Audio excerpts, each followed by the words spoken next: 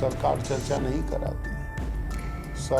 सरकार ने और विपक्ष की आवाज़ को और पहलगांव कांड, पुलवामा कांड, दूसरा जो बिहार में वोटों का मामला है, SIR, इनका सब पर चर्चा होनी बहुत लाजमी है। चर्चा करानी चाहिए। आदरणीय प्रधानमंत्री जी, ये देश को जुमलों से बहकाया जा सकता है, पर आपका विदेश में जुमले चल नहीं पाए, क्योंकि अभी जो पाकिस्तान के साथ हमारा झगड़ा हुआ है, उसके बाद हम अकेले खड़े थे। इस वक्त मेरे साथ बातचीत करने के लिए समाजवादी पार्टी से सांसद हरिंदर मलिक जी हैं। सर, आज मानसून सत्र का पहला दिन था और जमकर हंगामा हुआ दोनों सदनों में। सरकार कह रही है हम चर्चा के लिए तैयार हैं, लेकिन विपक्ष भाग रहा है। नहीं, हमारे तो अनुरोध ही सरकार से था, मांग ये थी कि वो चर्चा कराएं। सरकार चर्चा नहीं कराती। सरकार ने विपक्ष की आवाज़ को दबाने का प्रयास किया। वो लोकतंत्र का गला घोटने का काम करते हैं। लोकतांत्रिक मूल्यों में ऐसा नहीं होता। अगर विपक्ष चाह रहा है सर्वसम्मत, तो आपको मान लेनी चाहिए।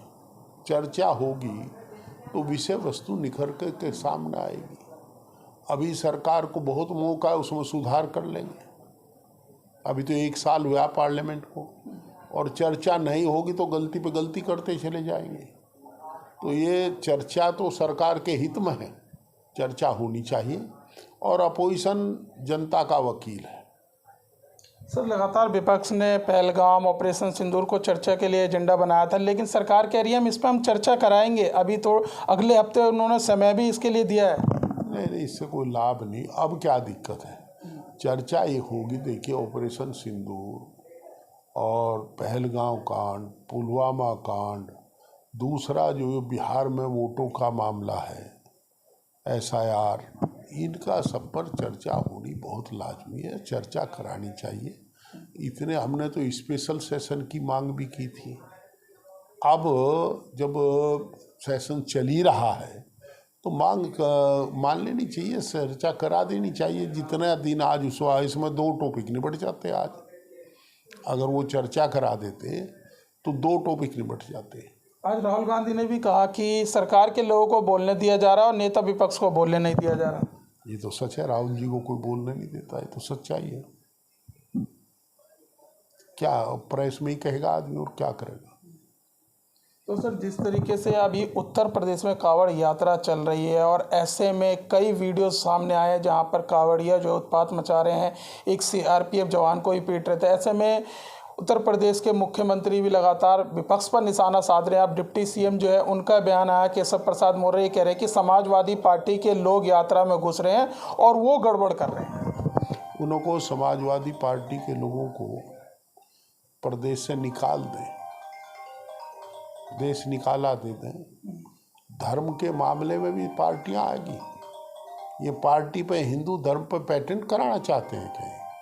सभी धर्म के लोगों को, सब पार्टी के लोगों को सब धर्म मानने की, अपने अपने धर्म को मानने की सबको आज़ादी है। ये बेकार की बात करते हैं। ये केशव प्रसाद मौर्य तो ऐसी बात करते हैं। उनका राजनीतिक जीवन पद तो बड़ा है, पर अभी इनका अनुभव शायद उतना नहीं है कि इस पद पर बैठ कर के क्या बात कहनी चाहिए, क्या नहीं कहनी चाहिए। योगी जी कह रहे हैं जो कांवड़ यात्रा के दौरान जो अभी उत्पात मचा रहे हैं, यात्रा के बाद सार्वजनिक जगह पे नोटिस चस्पा करेंगे और उन पर कार्रवाई करेंगे, उनकी पहचान करेंगे। हाँ, हमने कब रोका है? पर क्या ये आदरणीय मुख्यमंत्री जी का बयान ठीक था कि ताजिए में जो मौत होगी है ऊंचे ताजिए की वजह से हुई, और पिछली बार कांवड़िए 5 मरे थे मेरठ के, तो भी मिलातों के भूत थे। इस तरह की बात करते, देखिए, केवल उकसाने का काम करते हैं। कारण है उसका, सरकार हर मोर्चे पे फेल है, और फेलियर को छुपाने के लिए लोगों को धर्मांतर में भटकाते हैं, और कोई बात नहीं है। तो लेकिन उनके तमाम नेता तो समाजवादी पार्टी पर सीधा आरोप कर रहे हैं कि वही बदनाम कर रहे हैं कांवड़ियों को। हम क्यों बदनाम कर रहे हैं? हम तो पुष्प वर्षा कर रहे हैं, हम तो पूरा काम कर रहे हैं। तो देखिए, हमारे संसदीय क्षेत्र में जितना कांवड़िया गुजरा, हमने सबका स्वागत किया, समाजवादी पार्टी ने किया, और इनके बेहद प्रयास के बाद भी इन्होंने उत्तेजनात्मक बात बहुत कही, पर उसके बाद भी शांतिपूर्वक कावड़ निकल रही है। और इतिहास गवाह है आज तक, अभी भी अगर कहीं कावड़ में कोई सीआरपीएफ का पिटा हो, कोई पिटा हो, कोई भी झगड़ा हुआ हो कावड़ वालों का हुआ, कोई दूसरे धर्म के लोगों ने नहीं किया झगड़ा वहां जा करके, कभी नहीं करता कोई। हमारे यहाँ कभी ना ताजिए में किसी हिंदू ने ताजिए का जुलूस रोका है, ना किसी मुस्लिम ने कावड़ का जुलूस रोका है। तो भाईचारे के साथ सब लोग स्वागत करते हैं। बार बार कहता है ज़हीर फारूकी ने गेटवे मुजफ्फरनगर पे ऐसा बना रखा, गेट ऐसा स्वागत करता है जिसे देख करके लगता है लोग हिंदू नहीं कर सकता कोई ऐसा जैसा वो करता है। गर्म पानी नहाने का अलग है, ठंडा अलग है, हर तरह की व्यवस्था है कावड़ियों के लिए, और खुद वो करता है, वो भी तो मुस्लिम है। ये रोज हिंदू मुसलमान करते हैं। सर एक अंतिम सवाल लेना चाहूँगा, मानसून सत्र के बीच 23 से 26 जुलाई के बीच प्रधानमंत्री का विदेशी दौरा, उस पर क्या? प्रधानमंत्री देश में कम, विदेश में ज़्यादा रहते हैं, परंतु एक बात जरूर कहूँगा, आदरणीय प्रधानमंत्री जी, ये देश को जुमलों से बहकाया जा सकता है, पर आपका विदेश में जुमले चल नहीं पाए, क्योंकि अभी जो पाकिस्तान के साथ हमारा झगड़ा हुआ उसके बाद हम अकेले खड़े थे दुनिया में। आप 10,000 की आबादी के देश से वहाँ के राष्ट्र का सर्वोच्च पुरस्कार प्राप्त कर लिया, क्योंकि जानते हैं कि 140 करोड़ की आबादी में बहुत लोग, कम लोग जानते होंगे कि भाई ये देश की आबादी ही इसकी 10,000 है,